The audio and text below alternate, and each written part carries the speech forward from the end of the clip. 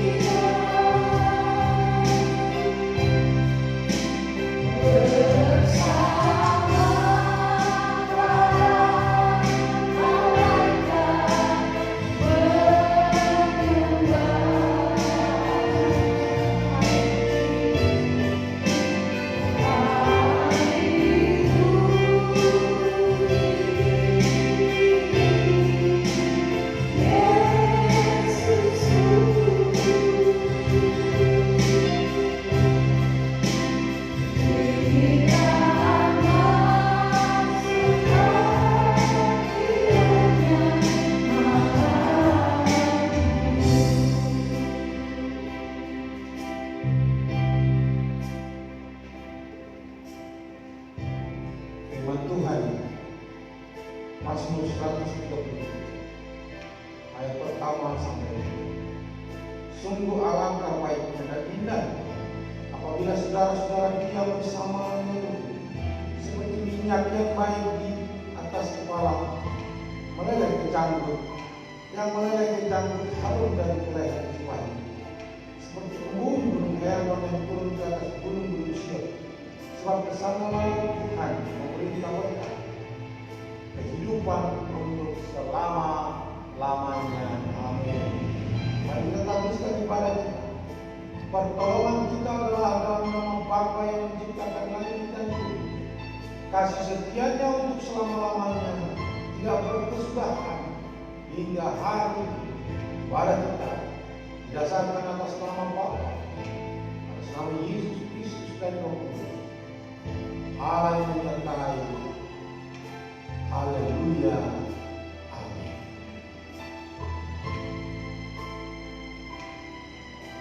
Mari kembali. Bapak Ibu, sebagai manusia berdosa, seringkali tanpa sadar ataupun sadar kita melakukan salah atau dosa yang tentunya tidak berkenan di hadapan Tuhan. Karena itu biarlah sebelum lagi kita diberkati oleh Tuhan, mari kita mengaku dosa dan kesalahan kita di hadapan Tuhan Yesus. Di muka Tuhan Yesus, kita akan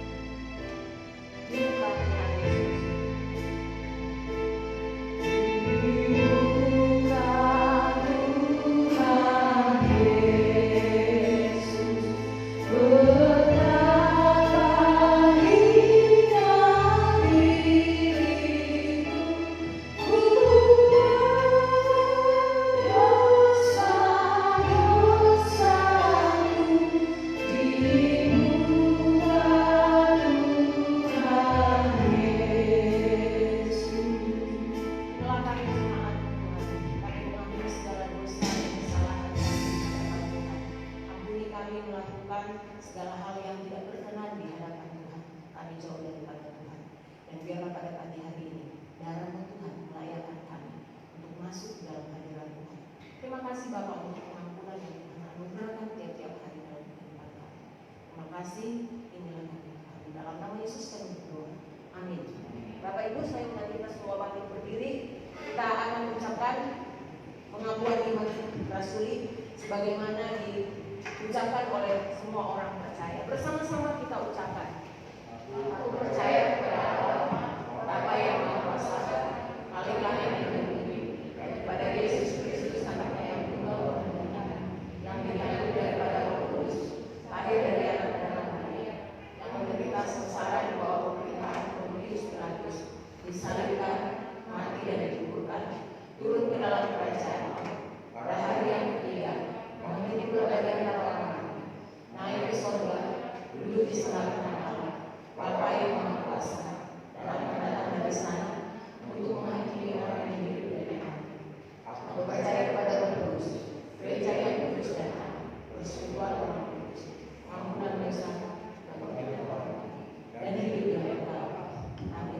Kita masih tetap berdiri, Bapak Ibu, seberapa kita yang ada, biarlah kita tetap sukacita memuji Tuhan. Dan harusnya dengan tempat duduk yang kita ada jaraknya, ini lebih leluasa kita mau memuji Tuhan dengan sukacita. Mari kita angkat pujian, kita ubah rataku jadi tarian.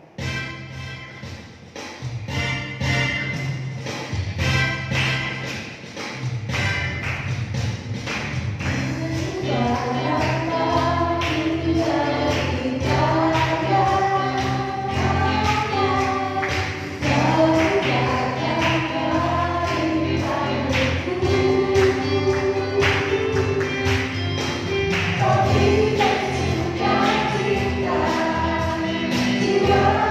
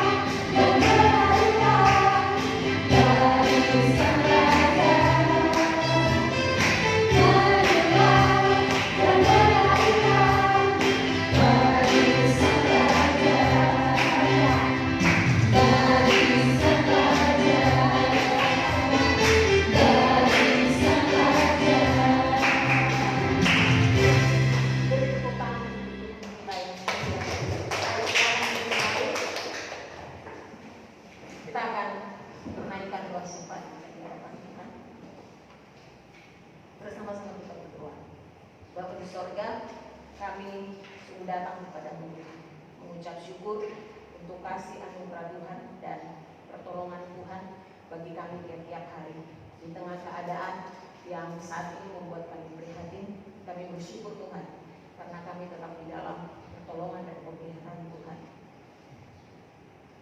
Doa kami Tuhan, biarlah Engkau memberkati Tuhan untuk setiap jemaat Tuhan di dalam menghadapi COVID-19 ini. Biarlah Tuhan menolong dan melindungi setiap jemaat di Indonesia sehingga boleh terhindar dari penularan virus corona dan penyakit lainnya. Kami juga berdoa Tuhan untuk anak-anak yang belajar online saat ini, biarlah Tuhan menolong dan memberkati sehingga anak-anak kami boleh tetap beradaptasi dengan keadaan yang ada dan tetap semangat di dalam mereka belajar. Kami mohon belas kasihan Tuhan supaya Tuhan juga menyiapkan virus corona di Indonesia yang saat ini melanda bangsa kami dan juga seluruh dunia ini. Biarlah mereka yang saat ini terinfeksi, Tuhan yang menyembuhkan, dan jamaah Tuhan tetap terus memulihkan semua orang-orang yang mengalami sakit COVID ini. Doa kami juga Tuhan supaya Tuhan mengaruniakan hikmat kepada pemerintah dan bangsa kami di dalam melakukan tindakan penanggulangan pandemi virus corona di Indonesia. Biarlah lewat koordinasi setiap pemerintah, virus yang ada ini boleh beradil dan boleh dipulihkan. Doakan juga setiap para medis, dokter, dan perawat supaya Tuhan tetap memberikan mereka kekuatan untuk melayani setiap pasien yang terinfeksi. Kami berdoa Tuhan saat ini untuk setiap hamba Tuhan yang ada di sini di Indonesia. Kami berdoa untuk Pendeta Triantito yang melayani di Indonesia Belalau dan Pendeta Sumarliman yang melayani di Indonesia Jayabakti.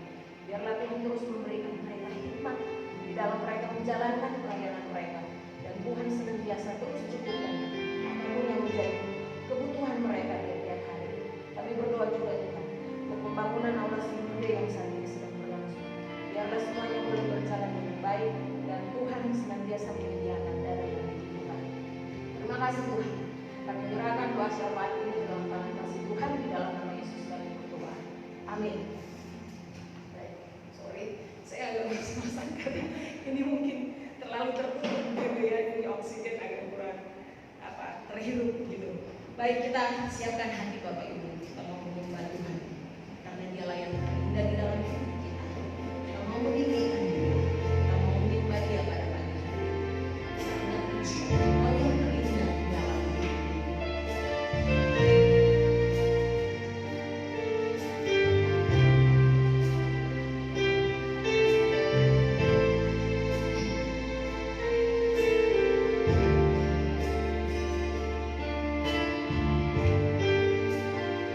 Siapkan hati yang bersih-bersih menghadap Tuhan.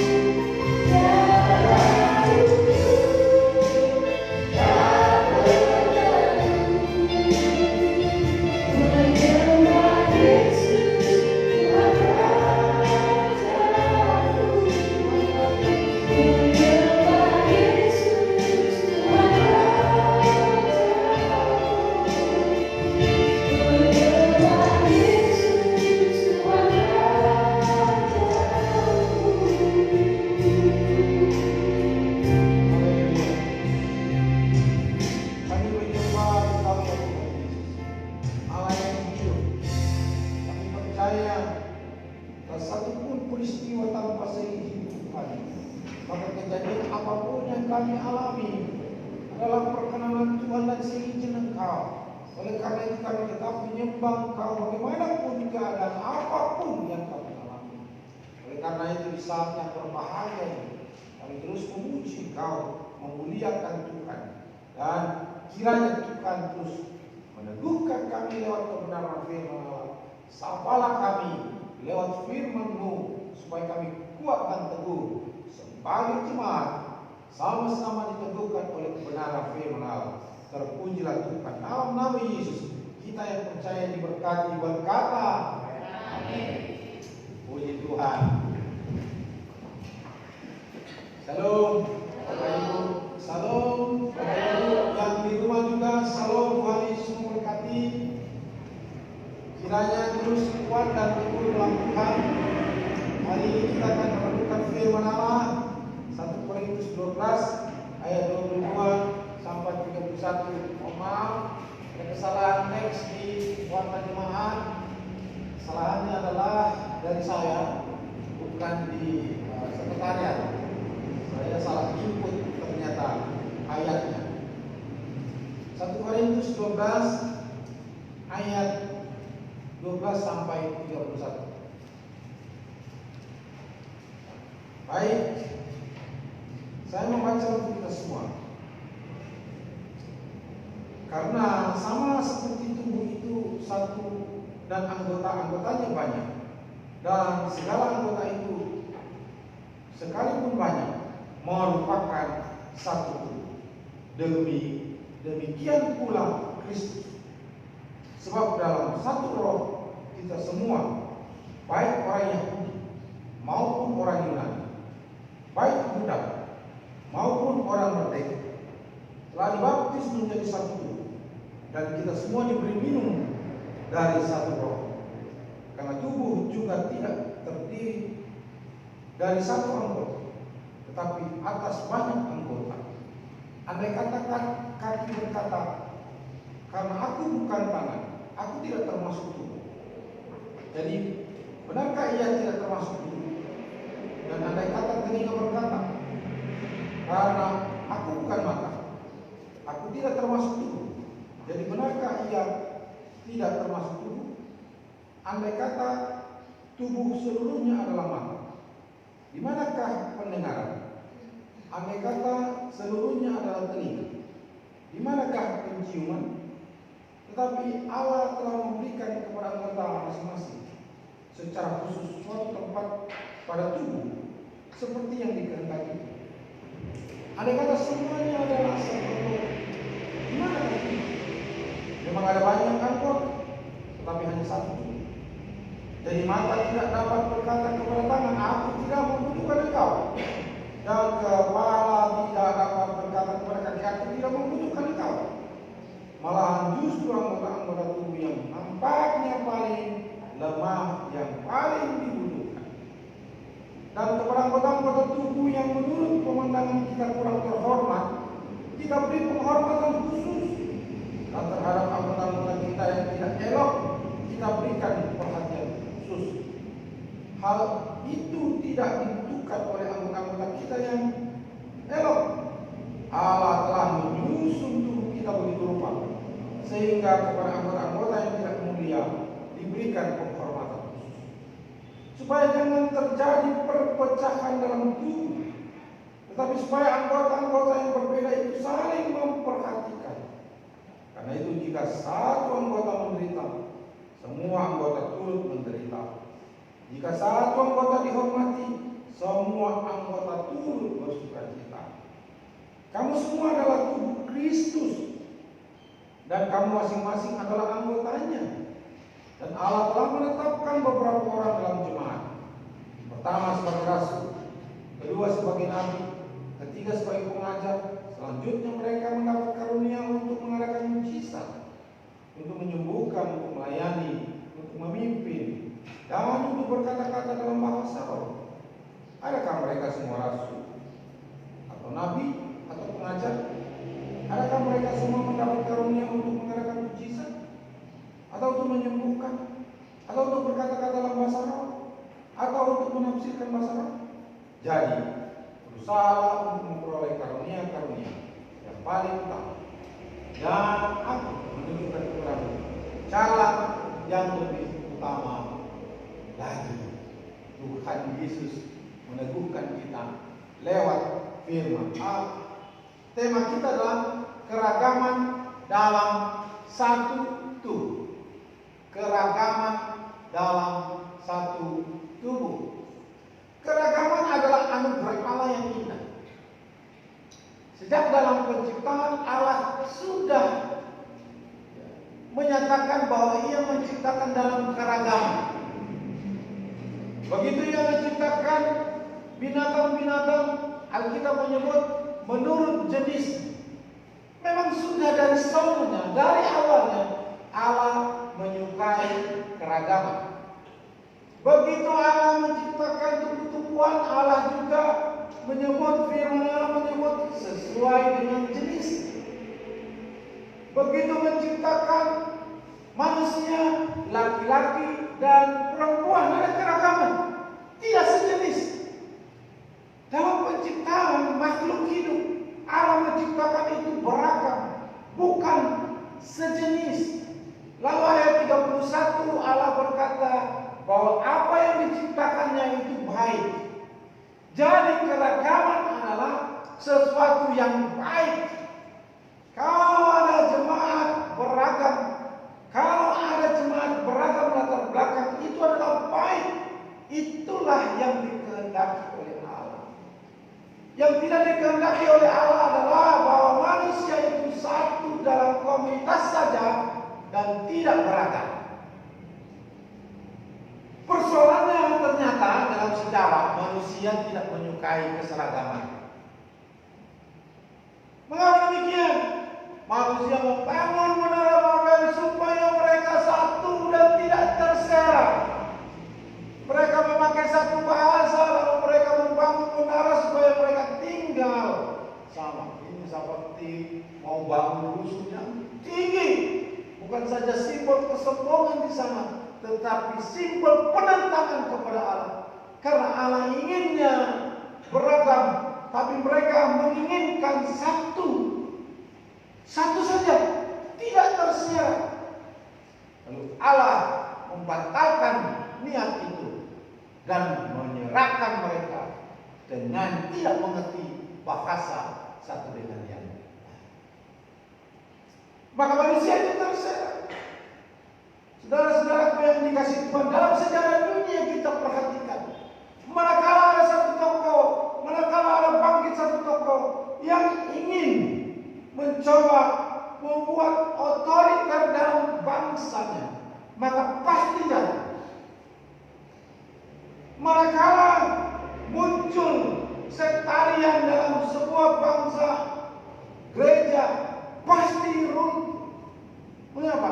Karena Allah menghendaki keragaman. Kolonialis yang mencoba memisahkan antara kaum kaya dengan kaum miskin, penguasaan terhadap orang lain pasti runtuh. Kenapa? Allah tidak menghendaki seperti itu. Allah menghendaki keragaman. Dalam teks ini juga Rasul Paulus mengatakan tidak ada lagi perbedaan, baik orang Yahudi maupun orang Yunani, baik orang merdeka maupun budak. Nggak ada lagi perbedaan, sama. Ternyata dalam jemaat muda-muda pada waktu itu, mereka dalam satu gereja masih ada sektarian, ada kelompok-kelompok, ada kelompok orang Yahudi ternyata, ada kelompok orang Yunani, ada kelompok yang merasa minder, aku masih golongan hamba, golongan rendah, marginal, inilah kelompokku. Lalu yang lain merasa inilah kelasnya, kelas high, dia kelas tinggi, tidak bergaul dengan kelompok yang lain. Dia punya kelas tersendiri, yang lain punya kelas. Ternyata dalam jemaat ada klaster-klaster tersendiri. Maka firman Tuhan katakan tidak ada lagi seperti itu. Kita satu karena kita adalah bagian tubuh Kristus. Manakala coba gereja ini membangun kelompok-kelompok klaster-klaster dalam tubuh Tuhan, maka sesungguhnya gereja sedang menampilkan model gereja yang bukan berasal daripada Tuhan, tapi berasal daripada keinginan manusia yang mencoba membuat kelompok dalam dirinya sendiri. Saudaraku yang dikasihi Tuhan, maka bagaimana dalam gereja yang Tuhan inginkan bagi kita? Maka kita menikmati keragaman ini. Mengapa? Karena yang pertama, semua kita sama di hadapan Allah. Amin. Mari kita katakan semua sama di hadapan Allah. Amin. Jadi kalau bilang begini, ayat ini mengatakan begini. Sebab dalam satu roh kita semua, baik orang Batak maupun orang Nias, baik orang Manado maupun orang Jawa, baik orang Minang maupun orang Madura dan seterusnya. Kan begitu. Sama kita semua. Apapun latar belakang kita, dari manapun kita, sama di hadapan Allah. Ternyata semakin beragam, itulah yang menunjukkan kehendak Allah sedang berlaku bagi kita. Karena Allah memerintahkan sampai ke seluruh dunia. Dalam Matius pasal 28 disebut pantata etne itu. Etne, dari itulah muncul kata Indonesia menjadi etnis. Suku, bukan hanya suku. Jadi sub dari suku itu. Suku Batak, ada subnya lagi. Mandailing, Toba dan seterusnya. Sampai sub itu, maka Injil diberitakan. Maka kehendak Allah adalah keragaman. Keragaman itu memiliki satu ciri khas. Disitulah kesatuan di dalam tubuh Kristus. Satu di hadapan Allah. Gambarannya menarik dan gambarannya hidup. Tidak jauh-jauh membedakan. Tidak perlu kita lihat gambaran yang lain. Paulus memberikan gambaran yang luar biasa yang ada pada kita, tubuh. Dan ini gambaran yang sederhana. Karena kita bisa mengamati sendiri dan itu adalah milik kita. Tidak ada pun memang satu tubuh ini yang berkata dia bukan anggota tubuh. Tidak ada satupun yang menolak berkata bahwa kaki bukan tubuh dan seterusnya yang lain. Kita pasti berkata bagian dari apapun terkecil sekalipun dari anggota tubuh adalah bagian daripada tubuh. Jemaat adalah kumpulan. Kalau jemaat bukan kumpulan, maka dia bukan jemaat. Eklesia itu adalah kumpulan. Karena apa? Eklesia itu memang dulu asalnya memang kata kumpulan. Sama seperti orang yang berkumpul di mana saja, itu adalah namanya eklesia, kumpulan. Tapi perbedaannya sangat jauh dengan kumpulan yang lain. Karena kita mengatakan eklesia itu menjadi perkumpulan orang yang dipanggil di dalam Kristus, sama-sama memiliki keyakinan yang sama. Yang dipakai oleh bahasa Paulus adalah satu roh. Kita dibaptis dengan satu roh. Kita dipanggil dengan satu roh. Kita dipanggil oleh Allah yang sama, mengabdi dengan Allah yang sama. Tentu kita tidak berbeda. Karena tujuan kita sama. Tujuan kita sama. Tapi kalau tujuan kita berbeda, pasti kita tidak bisa bersama. Tapi kalau tujuan kita sama, maka kita bisa sampai kepada tujuan yang sama. Kalau kita berhasil mengatakan tujuan kami adalah memuliakan Allah, tujuan saya adalah memuliakan Allah, tujuan anggota jemaat yang lain memuliakan Allah. Memang dalam perjalanannya, karena tujuannya sama, ada banyak dinamika terjadi. Sama. Kalau kita memutuskan untuk pergi ke puncak, kita bilang bisa beragam cara kita ke sana. Tujuan kita ke sana, puncak. Tapi bisa kita berdebat, cara kita adalah lewat mana? Karena macet kita bilang, oh kita bisa lewat jalur tikus. Ada yang kata jalan saja, berdebat kita di sini. Tapi tujuannya sama. Akhirnya kita bisa sampai karena tujuan yang sama. Tapi apa yang terjadi dalam perjalanan itu? Bisa saja muncul perbedaan. Betul, kaki memang kaki, tangan memang tangan, tetapi itu adalah bagian daripada tubuh. Betul, memang kita bisa berbeda, memang pendapat bisa berbeda, ya kan? Tapi kita bagian yang tidak mungkin dipisahkan satu dengan yang lain. Kalau begitu, semua sama di hadapan Allah. Maka kalau begitu, kita adalah bagian yang saling melengkapi, yang sama di hadapan Tuhan. Maka apa yang harus kita buat? Bagaimana supaya yang sama ini terus berjalan dengan baik? Perlu memang kita mendeteksi ini apa yang menjadi penghalang dalam kehidupan beribadah gereja di hadapan Tuhan. Contoh sederhana misalnya begini.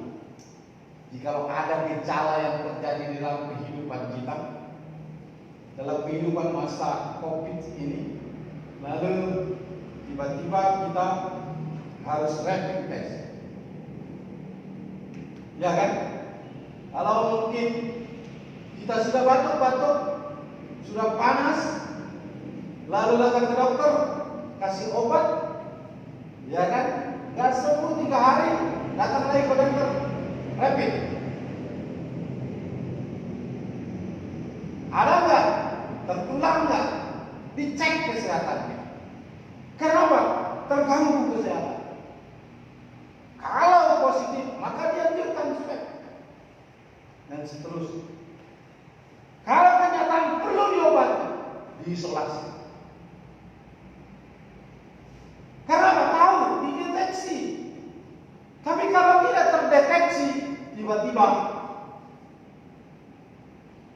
mati.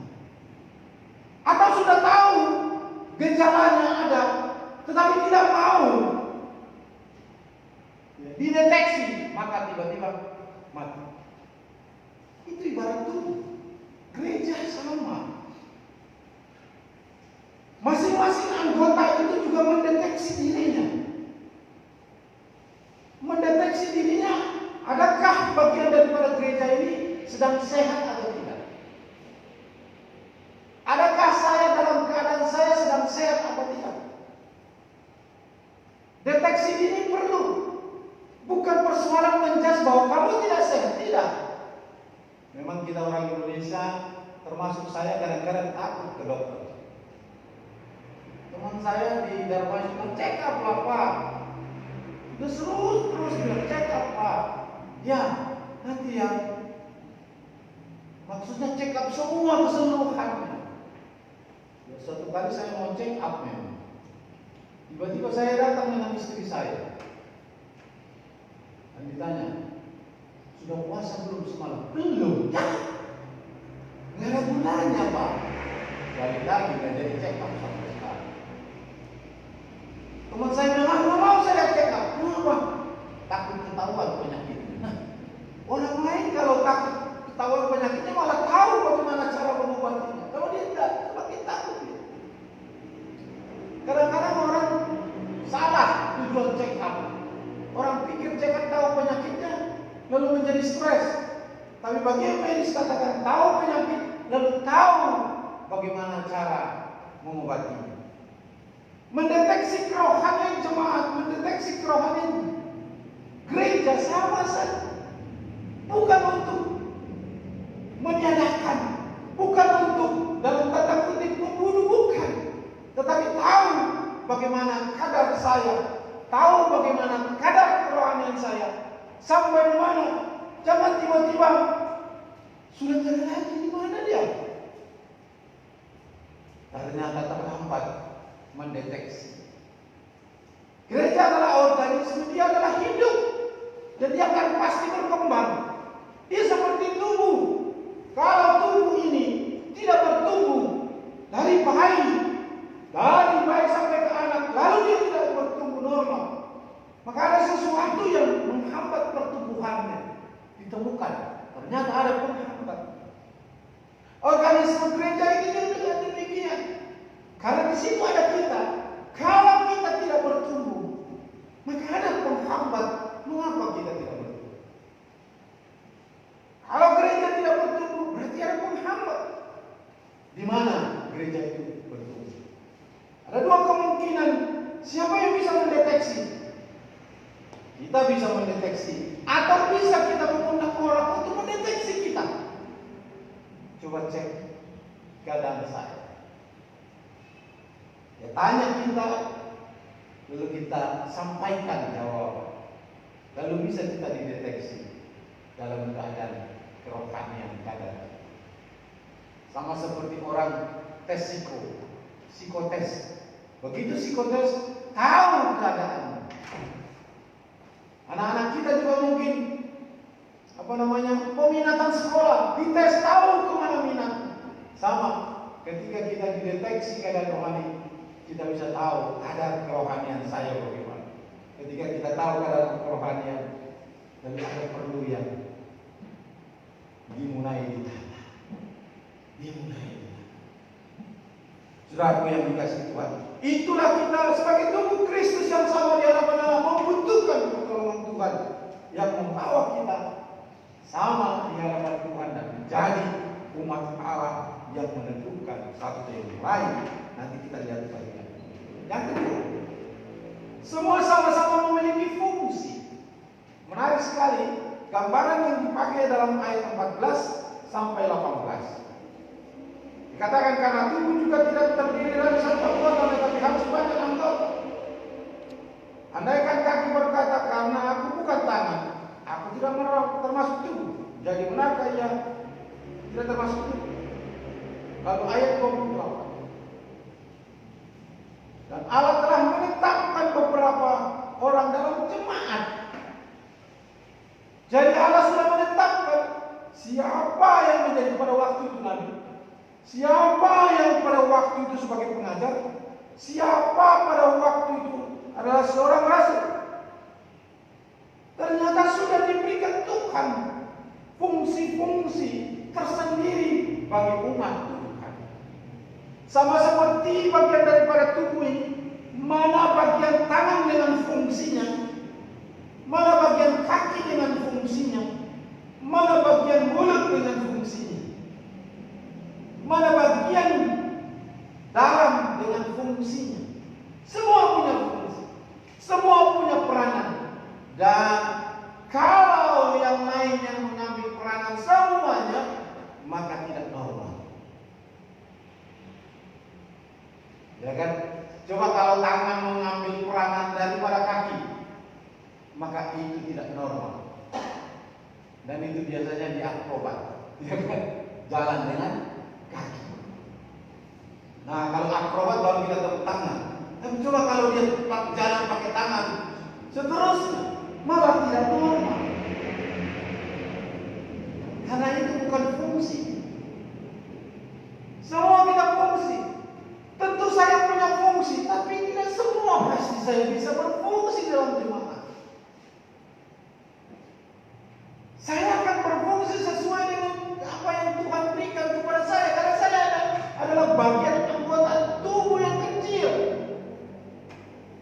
yang tidak mungkin bisa melakukan itu semua. Para hamba Tuhan adalah tubuh bagian kecil daripada tubuh ini. Andaikan hamba Tuhan itu adalah hanya satu jari saja, maka dia tidak berfungsi maksimal untuk menopang seluruh tubuh ini. Andaikan dia adalah kaki jempol saja, maka tidak bisa berdiri kokoh, karena ingin menopang seluruh tubuh yang berat ini. tidak normal. Sekalipun mungkin para hamba Tuhannya adalah orang yang multi talent sekalipun, dia tidak normal berdiri. Karena apa? Dia hanya fungsi kecil dari kumpulan fungsi-fungsi yang maka dia dibutuhkan lagi fungsi-fungsi yang kecil lagi untuk mempersatukan yang lain. Dia harus muncul lagi kelingkingnya, harus muncul lagi tapaknya, harus muncul lagi betisnya, supaya kokoh bangunan tubuh ini berdiri dengan tegak. Ia bisa berdiri tahan lama karena apa? Semua fungsi yang ada dalam kaki itu melakukan tanggung jawabnya dengan baik. Itulah gambaran yang diberikan oleh Paulus mengenai gereja. Ketika fungsi itu berperan semuanya, kepalanya memang memberikan fungsi, kepalanya mengatur memberikan fungsi, karena di kepalanya menggerakkan semuanya. Tapi kalau kepala itu tidak memberikan fungsi, maka kepala itu tidak juga menjalankan fungsinya dengan baik. Ada kepala yang menggerakkan, memfungsikan. Hai tangan, kamu jalan, tetapi tangannya tidak mau. Maka ada kekacauan di dalam sistem sarafnya. Ada sistem perintahnya. Ya kan? Tangan saya ada sedikit ganggu. Sakit sekali memang pada awal-awal. Otak saya memerintahkan, lengkupkan. Dia nggak mampu. Teman saya katakan, otak saya memerintahkan bagian kiri saya untuk bergerak. Nggak bisa Pak, saya lagi dalam jalan ini. Saya mau berobat, nggak bisa saya gerakkan. Sebelah kiri. Otaknya memerintahkan supaya tangan atau sebelah bagian tubuh sebelah kiri ini bergerak, tetapi tidak bisa bergerak. Kenapa? Ada fungsi yang salah dari saraf. Ternyata kalau fungsi-fungsi dalam gereja sebagaimana tubuh ini tidak sinkron dengan perintah kepala sebagai otak pemimpin, maka tidak sinkron. Ada gangguan perjalanan tubuh Kristus. Itu apa yang dikasih Tuhan? Maka fungsi apa yang Tuhan berikan kepada saya? Fungsi apa yang Tuhan berikan kepada kita sebagai anggota gereja? Tidak ada yang mengatakan fungsi itulah yang paling utama. Fungsi yang bagian depan ini yang paling utama. Bagian yang menyangkut tamu itu tidak paling utama. Ternyata fungsi itu saling mendukung dan tidak ada yang paling utama. Siapa bilang saraf yang kecil itu tidak punya fungsi? Saya periksa kemarin karena saya gangguan pencernaan, dicari mau suntik, nggak ketemu Pak. Nah di bapak kecil di tangannya, nggak segede orangnya. Nadinya kecil, jadi disuntik bagian yang lain, bukan di sini kecil. Ternyata bagian kecil itu mempengaruhi bagian yang lain. Inilah fungsi yang saling membangun di antara kita. Ibu apa yang dikasih Tuhan? Siapapun kita, apapun yang Tuhan yang berikan kepada kita untuk memfungsikan tubuh Kristus ini, itulah tanggung jawab pribadi kita di hadapan Allah yang memberikan fungsi itu kepada kita. Bukan gereja, bukan pemimpin gereja yang memberikan fungsi. Mereka adalah alat di tangan Tuhan untuk mewujudkan perjalanan gereja Tuhan. Mereka adalah batas waktunya ada. Mereka adalah orang-orang yang dipanggil oleh Tuhan pada zaman-zaman tertentu, bukan segala zaman. Mereka hanya juga menerima fungsinya dari Tuhan untuk meneruskannya kepada jemaat. Dan akhirnya kita harus berkata bahwa fungsi jemaat itu adalah diterima dari Tuhan kepada kita masing-masing untuk kita jalankan. Bukan tujuan kepada orang per orang, tapi tujuannya adalah bagaimana Allah dimuliakan dan jemaat Tuhan diberkati, orang lain mengalami dampak keberkatan keadaan di dalam gereja maupun di luar gereja. Saudaraku yang dikasihi Tuhan, itulah arti daripada ayat 14 sampai 18 sampai 28. Semua sama memiliki fungsi. Ada orang yang berkata, saya belum sadar apa fungsi itu. Kan? Itu baik. Maka dia akan tahu bahwa apa yang harus saya lakukan. Maka dia harus bertanya kepada siapa yang lebih tepat dia bertanya. Kepada pemimpinnya. Pemimpin tubuh itu ada di kepala. Maka kepala itulah yang mengatur supaya fungsi-fungsi itu berjalan. Ternyata tidak ada satu jemaat pun yang tidak memiliki fungsi. Kita memiliki fungsi satu dengan yang lain. Maka siap teman, siap diperintahkan. Beberapa waktu yang lalu saya punya pengalaman. Saya punya mahasiswa itu ada TNI dan Polri. Beberapa kali saya SMS, saya juga pernah telepon. Hal yang sama, selalu mereka katakan begini. Siap perintah. Siap apa arahannya, Pak? Entah itu Polri, entah itu TNI, siap. Apa arahannya, Pak? Siap apa perintah yang dikerjakan, Pak? Nah, biasa mereka dalam institusinya bilang siap menerima arahan, siap menerima perintah. Kita menjalankan fungsi kita sebagai gereja, Kristus sebagai kepala, dan kita hanya siap berkata, siap menjalankan fungsi, siap menjalankan arahan dari sang pemilik tubuh. Pemilik tubuhnya adalah Kristus. Maka kita siap menjalankan apa yang diarahkannya bagi kita masing-masing. Maka saudara yang dikasih Tuhan, ajar kita apa yang harus saya buat untuk melayani Tuhan, supaya ada fungsi yang Tuhan berikan itu bergerak dalam tubuh Kristus. Yang terakhir adalah saling memperhatikan. Ayat 25 dan 27. 25 berkata, supaya jangan terjadi perpecahan dalam tubuh. Ini konteksnya memang Korintus berpecah Bapak Ibu ya. Ini konteksnya di sini jemaat Korintus berpecah. Bukan jemaat di Asia Jakarta yang berpecah. Konteks jemaat ini adalah berpecah.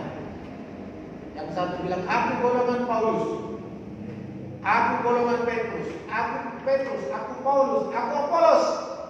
Dalam pasal 3 maka Paulus katakan, tidak, semua adalah golongan Kristus. Tidak ada orang yang saya baptis dalam nama Paulus. Yang saya baptis adalah dalam nama Yesus. Jadi memang pada waktu itu perpecahan terjadi dalam jemaat. Kelompok-kelompok terjadi dalam jemaat. Maka dia katakan dengan tegas kepada mereka, jangan lagi berpecah. Kita satu loh. Kita satu tubuh. Tidak boleh berpecah.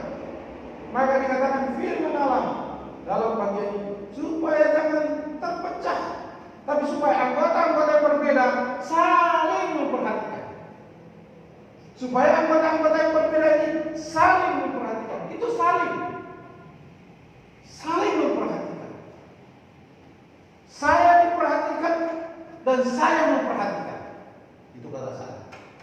Maka di sini mengingatkan tujuan supaya apa? Supaya terjadi ya, kehidupan yang jalan di dalam tubuh Kristus, saling menolong, saling menguatkan, saling meneguhkan, dan saling memperhatikan satu dengan yang lain. Nah ini penting. Mengingatkan orang lain tanggung jawab saya sebagai fungsi gereja. adalah berkat dari Tuhan melalui orang lain, bukan suatu penghakiman. Nah, ini bahaya. Ketika kita diingatkan oleh orang lain, seolah-olah itu menjadi penghakiman. Tapi kalau kita lihat itu adalah sebagai cara Tuhan untuk membangun kita, maka kita akan berjalan dengan baik. Ketika kita mengalami perhatian orang lain, memang kadang-kadang tidak menyenangkan. Karena apa? Karena faktor pribadi kita semestinya. Tapi ketika kita diingatkan oleh orang lain, sesungguhnya itu adalah bukti daripada Tuhan. Teguran yang keras nampaknya itu melukai, tetapi itu menyenangkan karena didasari oleh kasih. Teguran yang begitu keras itu sepertinya menyakitkan. Tidak, itu adalah kelembutan yang hebat daripada pujian disertai dengan keinginan yang berbeda yang lain. Saudara yang dikasihi Tuhan, maka saling memperhatikan ini. Tidak selalu dengan pemberian materi. Saling memperhatikan itu tidak selalu dengan apa yang terlihat. Saya meyakini bahwa ada orang yang berdoa yang kita tidak tahu dari sekelompok atau orang pribadi dari jemaat ini yang kita tidak pernah tahu dia sedang berdoa untuk keluarga kita. Dan kita juga demikian tidak perlu harus memberitahu memang kita sedang mendoakan orang lain. Kita tidak selalu mengumumkan kita sedang mengucapkan selamat ulang tahun kepada seseorang. Tidak memang, karena itu bukan tujuan kita. Tujuan kita adalah membangun, mengingatkan orang lain, bukan untuk show, bukan. Menampilkan, bukan. Karena kalau tujuan kita menampilkan, maka substansinya hilang. Inti daripada perhatiannya hilang. Bapak yang dikasihi Tuhan, maka ketika kita memperhatikan orang lain, itu membuktikan bahwa kita adalah satu. Menarik sekali ya. Bahkan dikatakan di sini bagian yang terkecil justru itu yang mendapat perhatian. Saya tidak tahu pastilah zaman dulu, ini kan zaman Romawi. Make up itu sudah ada pada waktu itu. Kalau kita baca sejarah, make up sudah ada pada waktu itu. Coba kita lihat baca, dikatakan begini. Dan kepada anggota tubuh yang menurut pemandangan kita kurang terhormat, kita berikan penghormatan khusus. Dan terhadap anggota-anggota tubuh yang tidak elok, kita berikan perhatian khusus. Ini paling tahu, ibu-ibu deh, perempuan deh, paling tahu nih. Ya kan, bagaimana kalau hidung yang agak sedikit mancung ke dalam itu, agak sedikit kelihatan mancung keluar begitu. Nah, ada itu triknya. Mereka yang paling tahu, saya nggak tahu itu. Dia poles mata yang tadinya yang agak sedikit kecil gitu ya kan, dia buat semakin besar gitu. Ya, bulu mata yang tidak lentik dibuat jadi lentik. Perhatian namanya ke situ. Sama, ketika tangan kita juga mengalami sakit, maka perhatian semuanya ke situ.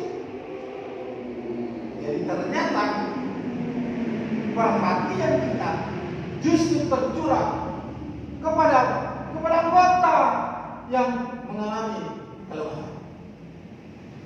Itulah perhatian. Kelemahan ini beragam, bukan hanya kelemahan fisik, tapi kelemahan banyak hal, termasuk kelemahan dalam kehidupan rohani, dalam kehidupan beribadah kita kepada Tuhan. Maka ketika orang semakin tidak kelihatan, justru perhatian, pertolongan datang ke sana, bukan jas. Ibu Bapak yang dikasihi Tuhan, maka kebenaran ini mengingatkan kita ternyata ketika orang yang lain sudah mulai tidak kelihatan, maka ternyata perhatian semakin banyak di situ. Karena apa? Itu tadi bagian yang terkecil diperhatikan. Kebenaran ini mengajak, bukan persoalan siapa yang memperhatikan. Ini adalah tanggung jawab kita bersama sebagai tubuh Kristus.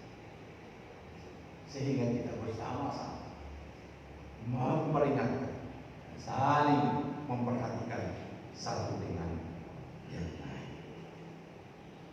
Maka kita berikan pengalaman saya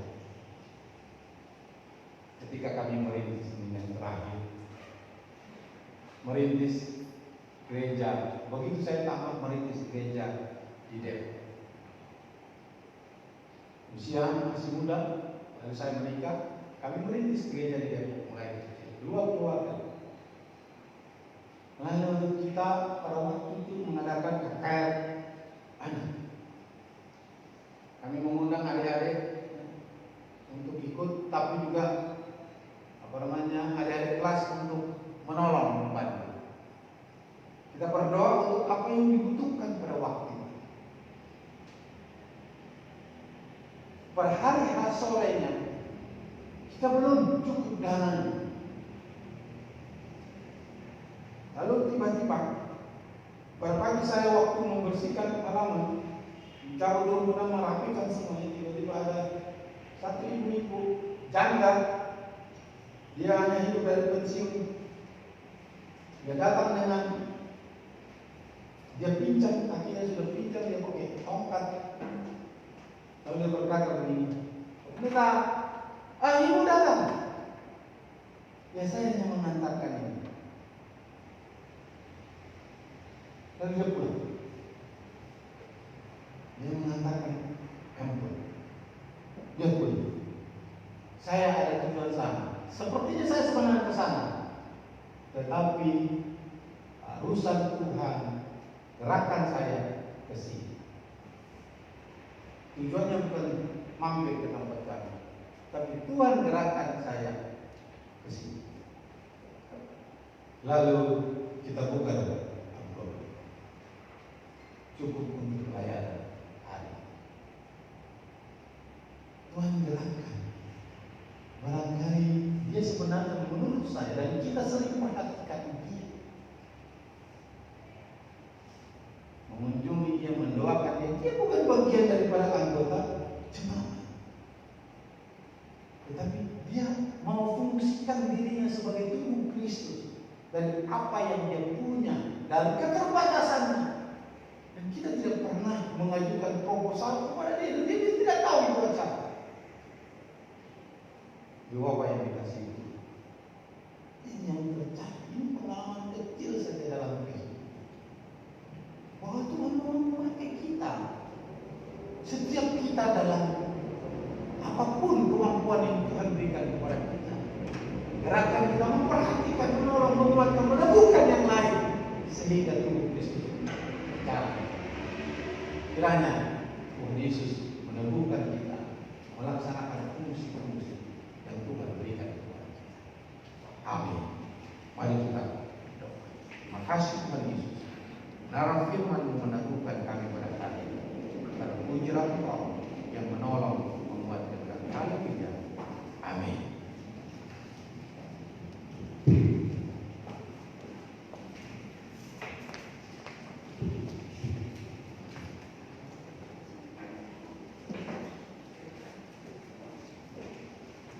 Baik, firman Tuhan kiranya memberkati kita semua. Kita akan memberikan persembahan sebagaimana yang sudah setiap minggu yang kita lakukan. Jadi satu-satu yang boleh melayani di sebelah kanan, kemudian sebelah kiri saya selesai dulu sebelah, kemudian selanjutnya bawalah persembahan.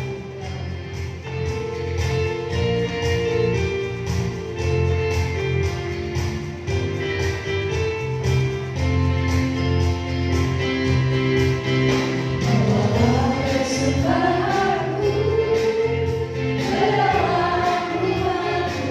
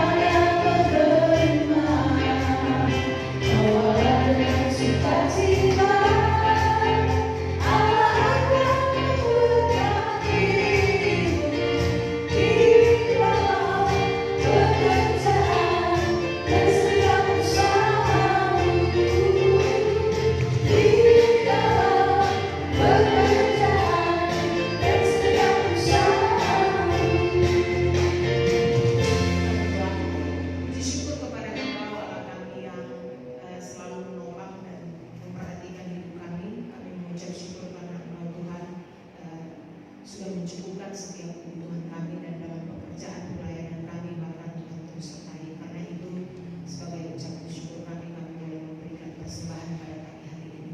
Biarlah Engkau memberkatinya Tuhan. Engkau memberkati gereja Tuhan di dalam mengelolanya, sehingga persembahan yang kami berikan ini boleh berguna untuk hormat dan kemuliaan nama Tuhan. Terima kasih Tuhan, ini doa kami di dalam nama Yesus yang berdoa. Amin. Baik, Bapak Ibu, ibadah akan kita akhiri. Firman Tuhan yang sudah kita dengar kiranya memberkati kita untuk kita boleh berfungsi sesuai dengan talenta yang sudah Tuhan berikan bagi kita masing-masing. Karena itu baiklah, kita akan akhiri ibadah kita semua karena anugerah Tuhan. Mari Bapak Ibu, saya undang kita semua bangkit berdiri. Kita angkat pujian besar anugerah.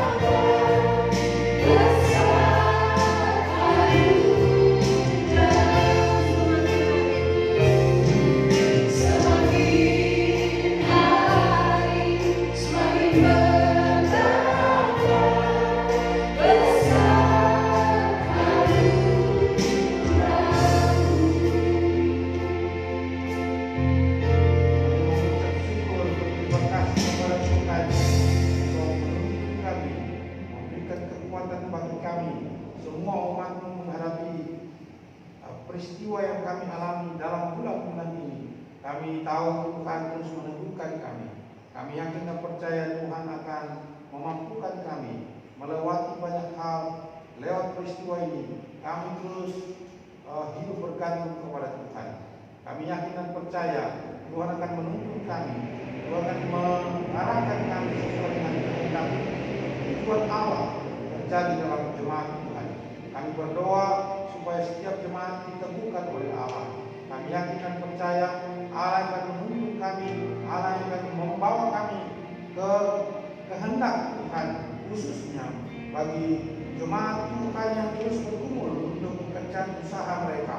Kami percaya Tuhan akan menolong, Tuhan memberkati, sehingga semua usaha upaya yang dilakukan dalam perkembangan ekonomi Tuhan pimpin. Anak-anak yang dalam proses belajar, baik yang kuliah, menanti hasil daripada tes, doa kami Tuhan mendengar pastikan Allah menyertai mereka. Pada saat ini kami berdoa kepada jemaat Tuhan yang berulang tahun dalam minggu ini. Tuhan, kami berdoa untuk Ibu Restu Ani Bakara, kiranya Allah meneguhkan, memberkati. Bapak Otman Simatupang, Tuhan memberkati, Tuhan menolong. Bapak Elianus Lauria yang berulang tahun besok, kiranya Allah Tuhan memberkati, membuat meneguhkan hamba-Mu dalam keluarga tetap dalam naungan Tuhan. Bapak Iskia Aldo Salagi, Tuhan memberkati. Ibu Eva Emiliani yang juga berulang tahun esok hari, Allah menyertai, menguatkan, meneguhkan mereka sebagai anak Tuhan yang mereka menangkanmu. Enrico yang Nainggolan yang akan berulang tahun tanggal 11, Tuhan memberkati Enrico supaya hidup terus dalam naungan dan penyertaan Tuhan. Berdoa untuk Bapak Eka Agustinus Jaya yang berulang tahun tanggal 12, Allah menyertai hamba-Mu tetap dalam perlindungan Tuhan, baik keluarganya dan seluruh upaya yang dilakukan tetap memuliakan Tuhan. Anak Eka Nathanael Tanujaya, Tuhan memberkati supaya ia boleh hidup berkat kepada Tuhan. Anak yang sekolahnya diberkati yang berulang tahun tanggal 13. Demikian juga penantuan Dedi Tobing tanggal 13 yang akan datang. Engkau menyertai, memberkati hamba-Mu dalam melayani Tuhan sebagai kepala keluarga. Tuhan kiranya meneguhkan, memberkati istri dan anak tetap dalam lindungan Tuhan. Saudara Eunike Lydia Nainggolan yang berulang tahun tanggal 14, kiranya Allah menyertai, memberkati anak Eunike. Kiranya Tuhan meneguhkan dia, hidup berkat kepada Tuhan hamba-Mu. Pendeta Sonaria Hia yang berulang tahun tanggal 14, kiranya Tuhan memberikan kekuatan kesehatan, Allah menyertai, memberkati pelayanan, memberkati keluarga, dan Tuhan meneguhkan hamba-Mu untuk melayani Tuhan. Berdoa untuk jemaat Tuhan yang membutuhkan anak, kiranya Allah menyertai, memberkati mereka. Baik ibu-ibu yang sedang dalam penantian anak mereka, kiranya Allah menyertai, memberkati mereka. Baik ibu-ibu sedang mengandung, Tuhan senantiasa meneguhkan Ibu Yenti Yustiana, Ibu Eva Indriani Simatupang, Ibu Sarah Bos, kiranya Tuhan meneguhkan mereka dalam menanti kelahiran anak. Tuhan memberkati sehingga melahirkan sesuai dengan kehendak Allah dan Tuhan menolong mereka. Kami juga berdoa menyerahkan persembahan minggu yang lalu yang diserahkan kepada Tuhan. Kami yakin dan percaya semua berkat berasal daripada Tuhan. Berdoa kiranya dipakai untuk hormat kemuliaan bagi Tuhan, baik kantong merah maupun kantong biru, diberkati oleh Tuhan keluarga Thompson Pistorius, dan kiranya Allah menyertai, membuatkan hamba-Mu NN berkat saya Andika kami suara. Tuhan kiranya menolong, memberkati, dan kami mengucap syukur untuk persembahan hari ulang tahun Ibu Mary yang ke-71. Tuhan kiranya memberkati hamba-Mu, memberkati keluarga, teguhkan dalam melayani Tuhan. Berdoa juga untuk persembahan kategorial yang diserahkan kepada jemaat. Kiranya Allah memberkati keluarga Tius. Kemudian 5, Tuhan menolong, menguatkan. Bahkan persembahan dari Serpong, Allah memberkati keluarga Kairi, diberkati oleh Tuhan. Kami percaya berkat yang kami terima adalah daripada-Mu. Kami kembalikan kepada Tuhan sesuai dengan kehendak. Berdoa jemaat akan pulang, dalam mereka terus bersemangat memuliakan Engkau, baik yang di rumah maupun yang hadir. Diberkati oleh Tuhan, diteguhkan oleh Allah. Kiranya Allah menyertai kehidupan kami hari ini dan selama-lamanya. Ini doa kami dalam nama Tuhan Yesus yang mengajar kami berdoa.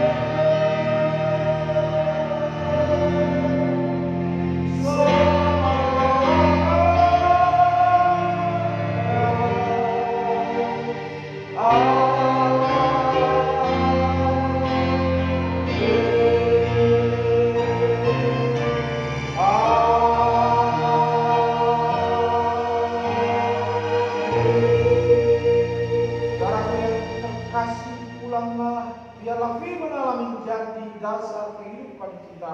Arahkan hatimu, terimalah berkat Tuhan. Tuhan memberkati engkau dan melindungi engkau. Tuhan menyinari engkau dengan wajahnya dan memberi engkau kasih karunia. Tuhan menghadapkan wajahnya kepadamu dan memberi engkau damai sejahtera hari ini sampai selama-lamanya. Amin.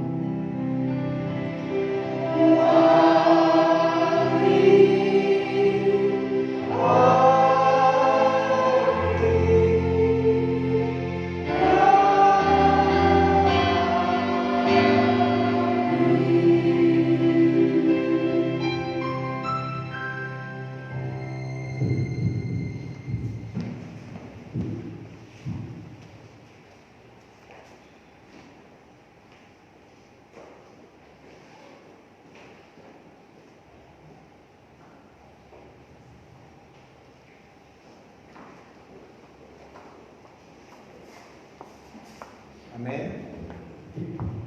Shalom Bapak Ibu yang dikasihi dalam Tuhan Yesus Kristus. Ini kami mengucapkan selamat hari Minggu bagi kita semua, baik yang hadir di tempat ini maupun Bapak Ibu jemaat yang ada di rumah.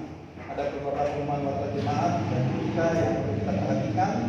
Kami mengucapkan terima kasih untuk seluruh pelayan Tuhan, bahwa Pendeta Putra menyampaikan firman Tuhan, baik Bapak Ibu khususnya sebagai tugas, para singers dan pemain musik. Terima kasih untuk pelayanannya pada hari ini. Kami juga mengucapkan terima kasih untuk keluarga Bapak Diaken Freddy Manulan yang sudah berpartisipasi di dalam program bantuan sosial jemaat, atas persembahannya juga kepada Ibu Mary Tobing atas berkat yang dibagikan kepada jemaat. Bagi seluruh pengurus kategorial, baik itu pelayanan anak, remaja, muda-mudi, wanita, pelayanan musik gereja, PPJ, diberitahukan bahwa kita akan mengadakan rapat evaluasi tahunan yang diadakan melalui Zoom pada hari ini mulai pukul 12.30 siang ini. Jadi setelah makan siang, jadi silakan makan dulu di rumah masing-masing, baru kita akan mulai rapat karena tidak disediakan konsumsi. Lalu kelas pemuritan CD diberitakan kepada seluruh jemaat Indonesia bahwa kelas pemuritan CD akan dimulai pada bulan Agustus pada bulan ini. Bagi jemaat yang ingin mendaftarkan anaknya atau ingin mendaftarkan diri, silakan mengambil formulir kepada sekretaris Bapak Ketua Komisi IT atau menghubungi sekretariatan Ibu Dorlan sehingga dapat didaftarkan untuk mengikuti kelas pemuritan. Untuk pengumuman kota jemaat mengenai ibadah raya dan kegiatan kategorial, silakan dibaca sendiri. Makasih, kita jumpa minggu depan. Salam sehat. Shalom.